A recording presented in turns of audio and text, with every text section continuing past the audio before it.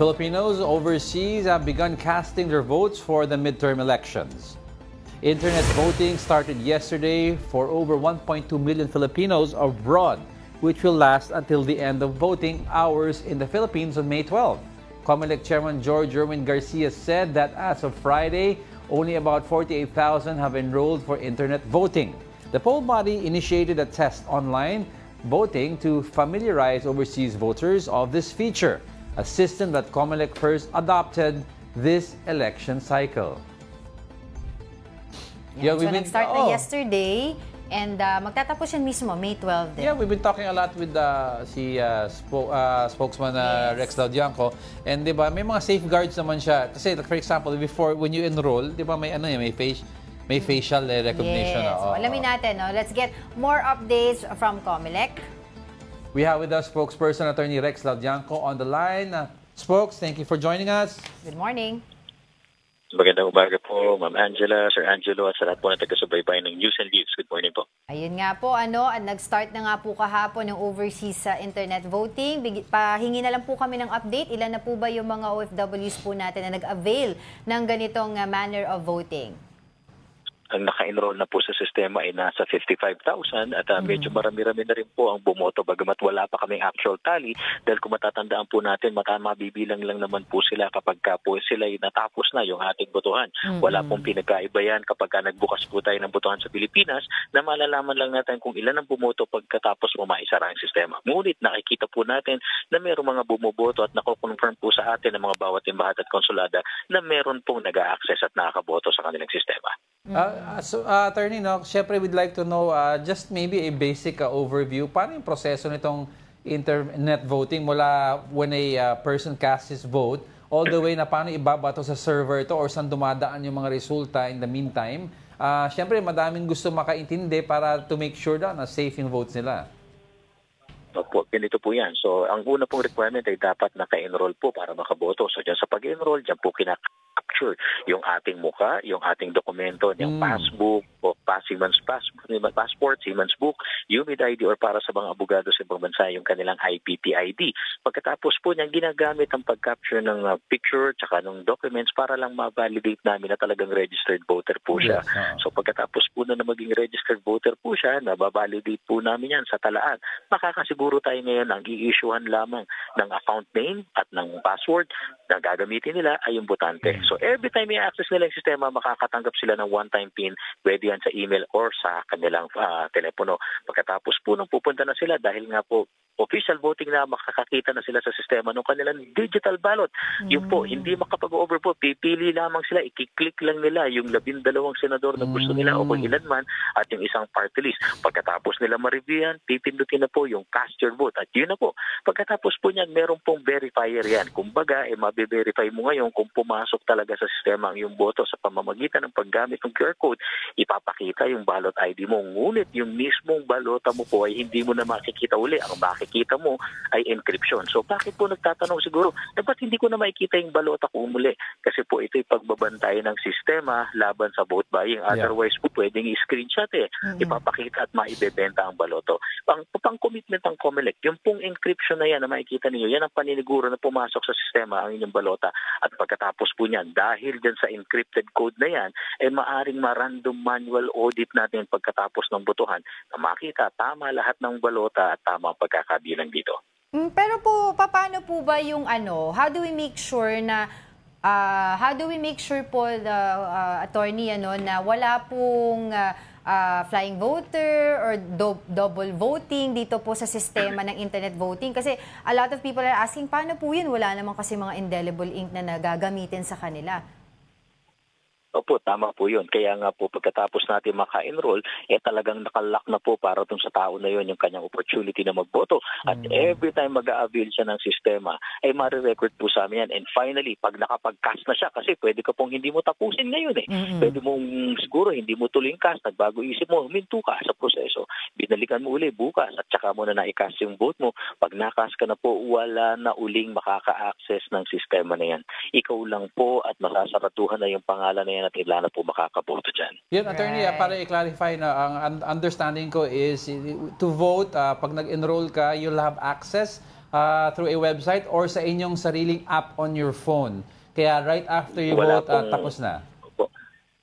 Sa website po ito, sinadya po natin na sa website po siya at hindi application. Okay. Bakit? Kapag ka po kasi sa application, dita-download sa telepono, baka magka-problema yung ating kababayan kasi yun lang device na yun na magagamit niya. Paano kung masira? Paano kung mawala? Yung maghahanap pa tayo ng paraan para ma-recover. Samantalang kung web-based, pwede siya mag-enroll sa pamamagitan ng laptop nung boboto siya.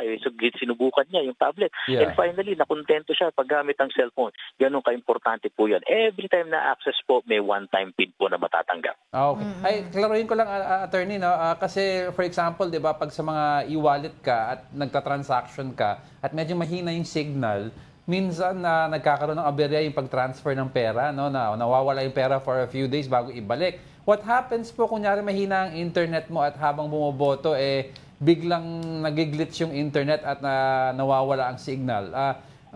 Pwede bang ulitin yung proseso? Pwede po, basta hanggat hindi pa Dapat naikakast hindi pa ang inyong nakakas. balota, pwede pa pong ulitin yan. At huwag po kayo mag-alala. Yung pagkakas po, sabihin natin magkaroon ng problema. Once kinonfirm ng sistema na nakast ang balota, sure po yan na pumasok sa sistema. Bakit? Napakaliit lang po ng file size ng balota na yan. Practically, 12 pangalan at isang party list lang po. Ganong kaliit lang po yan. Mas malaki po yung transaction natin doon sa online. And attorney, just to be clear lang po, pwede pa rin naman po na piliin ng mga OFW po natin, ng mga kababayan po natin na bumoto via mail-in or ballot via our embassies. Tama po? Ay, hindi na po. Once Hindi po na. na dineklara na internet voting na po ang isang lugar, internet voting na po kayo. Kaya nga po, nandun po matatagpuan ninyo sa aming website at dun sa aming Facebook page yung 77 Philippine Embassies and Consulates na gagamit ng internet voting at yung 16 na mga Philippine Embassies at Consulates na gagamit po ng traditional na method. Nakalagay din po dun kung kayo ay postal voting, ipapadala yung balota, or gagamit ng makina para kailangan pumunta sa embahada at konsulada.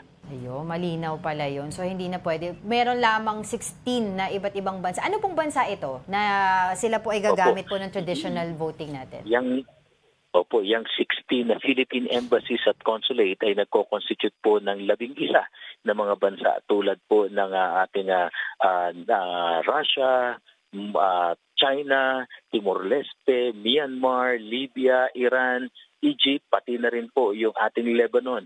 Yan po ang ilan sa mga bansa. 11 po yan na bansa na gagamit po ng tinatawag natin na tradisyonal na pamaraan ng pagboto. And ano po yung reason bakit po hindi po nag-avail ito pong mga bansa na ito through our embassies ng internet voting? Hindi po pumapayag. May internet restrictions po dyan. At yung internet restrictions, hindi nyo magagamit ang internet voting dahil sa restrictions ng kanilang internet po.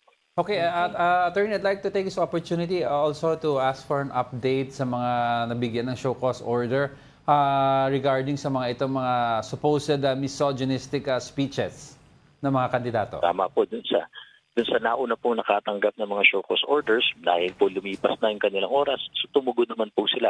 Ang kanilang mga tugon po ay pinag-aaralan na ngayon ng Task Force SAFE at ito'y i-resolve nila sa lalong madaling panahon. Ang kapupuntahan po nito, it's either kung satisfactory ang paliwanag, tapos na po ang investigasyon. Kung sakali mang hindi satisfactory ang kanilang sagot, mauwi po ito sa dalawa. Rekomendasyon na pag-file ng election offense, yung criminal complaint po na sa ilalim sa preliminary investigation at yung motu proprio petition for disqualification na ang pangako ng komisyon ay lilitisin kagad ng sagayong bago maghalalan, malaman na sino ba yung madi-disqualify pong kandidato at hindi. Itong mga paglilitis pag nagkaroon po ng determination, mabilis po ba ito? Kasi di ba May 12 na, so ang tanong ng marami, paano kung ma-disqualify siya sa araw lang ng halalan mismo? Opo, mangyayari po kasi mas mabilis po yung petition for disqualification dahil dito lang po sa COMELEC gagawin yan. Yung kasong kriminal po, ang gagawin lang ng COMELEC parang piskal, titignan kung may probable cause, kung meron, isasampa po ito sa korte. So ang mangyayari po niyan, kahit na hindi na namin sila matanggal sa balota dahil nananatili sila doon, pag naging final yung decision na disqualified, lahat ng boto na matatanggap nila ay ko-consider po namin stray at walang visa. Yun. Tsaka para klaro lang, Attorney, pag na-disqualify isang kandidato dahil sa election offense na pinag-uusapan natin, hindi na siya makakatakbo sa susunod na election or any other elections. Tama po, pag kayo na-convict sa isang election offense, ang parusa po niyan, pagkakakulong ng 1 hanggang 6 na taon, pagkakatanggal ng karapatang bumoto, at perpetual disqualification to hold public office. Dahil korte lang po ang may karapatang magtanggal, sa korte lang po ang may karapatang magbalik ng mga karapatan. Wait, clarify ko lang yan. Attorney, sabi mo, pati ang karapatan bumoto, not only to run for elections but also to vote. Tama po, 3 yung parusa na yan. In fact, kung foreigner po ang gumawa ng isang election offense, may ika-4 na parusa. Pagkatapos po i-serve yung kanyang sentence, ay maide-deport po siya.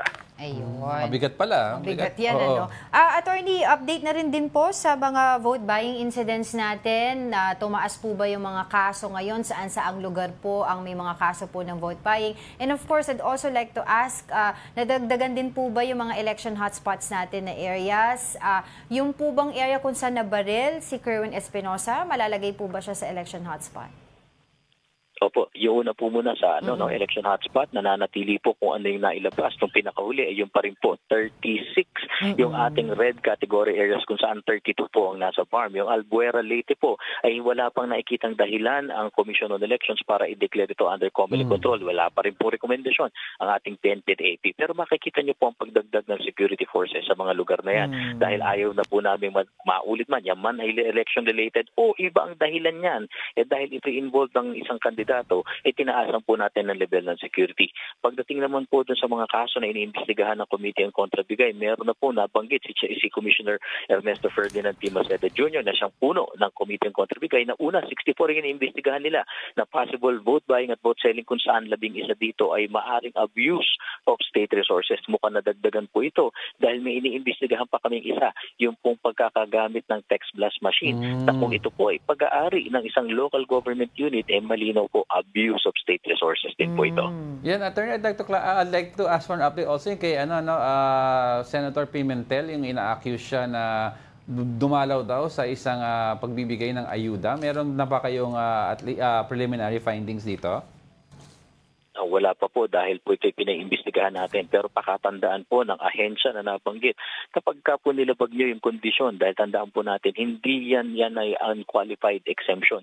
Yan ay conditional exemption at kasama dyan na dapat pag nagbigay, walang kandidato or politiko. In fact, sabi nga po namin, politiko, hindi kailangan kandidato kasi maaring pupunta isang politiko na kamag-anak kay isang kandidato, hindi rin po natin papayagan yan.